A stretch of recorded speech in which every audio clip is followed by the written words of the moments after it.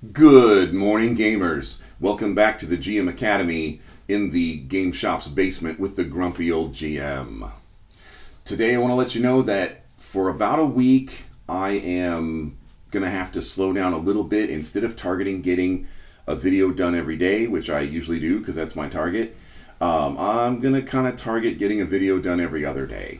Unfortunately, there's quote-unquote real-life stuff that's getting in the way of gaming right now.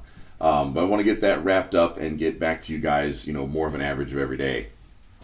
But so today's video is a feedback discussion follow-up thanks to YouTube user Total Party Chill, who added some more information just yesterday about a topic that we covered a few videos ago when I talked about the number one customer complaint that the gaming booking platform website StartPlaying.Games receives. I also gives me a chance to correct. I misspoke on the original video on that topic. I mentioned that StartPlaying.Games had paid out to Dungeon Masters and Game Masters $100,000 their first year. I misplaced a zero. It's actually $1 million. Big difference. And the point that I was making with that was that they have access to a lot of data. They are, they see a lot of games, a lot of game masters. It's a big pool of data. So when they say that this is the number one complaint, I think they're pretty authoritative on what's on people's minds and what they're actually complaining about. So that number one complaint was that players did not feel that a game master prepared them for their first session before the first session.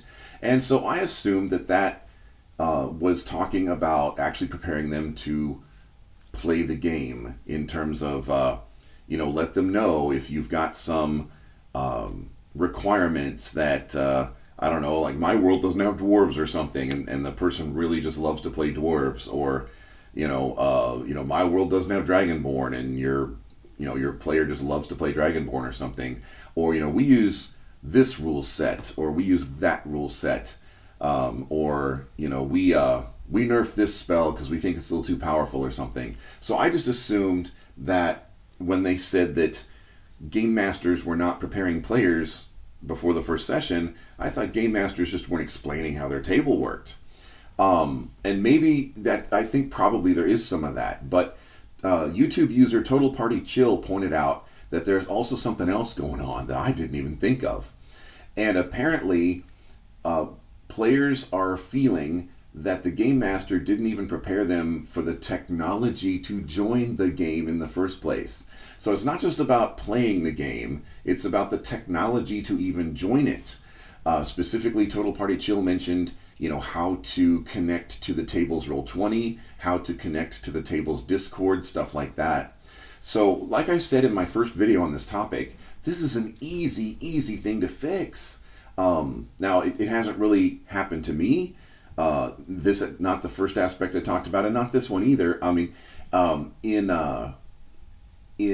when you look at advertisements for games that I've listed on StartPlaying.Games as a professional GM, I put a permanent Discord invite link right there in the title of the ad, and in the body of the ad, if people click on it and then they read the blurb, or the doodly-doo, or the body of the ad, I'll say, please join our community, and I'll put the Discord again, and I'll put our YouTube channel, and I'll put other things so that people can definitely connect with us.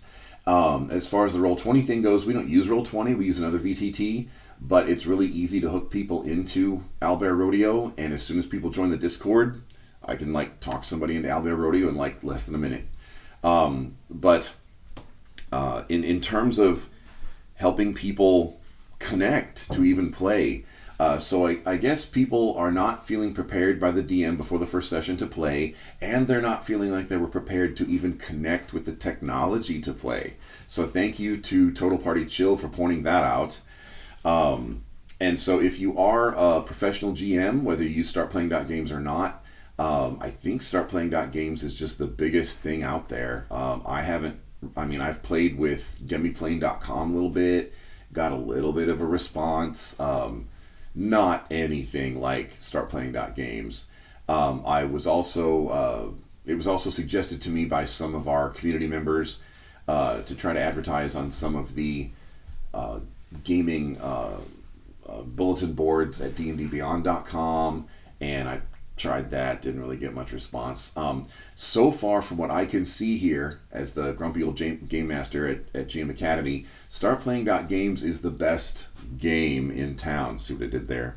Like dad joke. But anyway, in terms of posting, advertising, and attracting players for your games. So yeah. So let people, people need to find your table. It'd be kind of like, in the olden days, if I invited somebody to my house to play in person and I didn't give my address, so they couldn't find my house.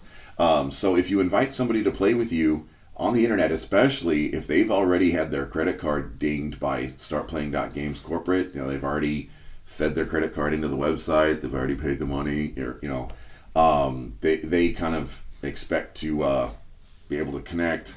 So I just go ahead and put the information right there in my ad on StartPlaying.games so people can connect. And apparently this is the number one complaint people have, according to StartPlaying.games' own data. It's easy to avoid. So game masters, ones who are professional game masters who advertise online, fix this. All right, that's the best advice you can get from the grumpy old GM today. So if you enjoy our content, if it's helpful to you, there are links down below to join our Discord. You could hit us a like or a subscribe, or there's other social media links down below. You can even play with us. We added a couple new tables recently, and we're just adding new tables all the time. There's always somebody wanting to try something new, and sometimes they try something and it sticks and becomes a long-term table. Sometimes they try something and it's like, well, I'm glad I tried this, but now I know it's not really for me. So we've heard that too. I'm looking at you, Pathfinder. Pathfinder has its fans. There are diehard people that love Pathfinder, and a lot of people tried it during the OGL thing a few months ago. But the Pathfinder tables, at least that we had, didn't really last. But people actually did say they were glad they tried it. It's like, now I know what Pathfinder's all about. So we did a story arc with Pathfinder, and then table kind of collapsed because people were like, nah, I'd like to go back. They went back to 5e. They were basically like 5e refugees that went to Pathfinder. But so we'll be going to Gen Con in August. That's a recent announcement. And we have so much more coming. I've got the Boondock project I want to bring to you. And I will probably skip a video tomorrow and get back to you the next day. But in the meantime, I'll see you around the gaming table.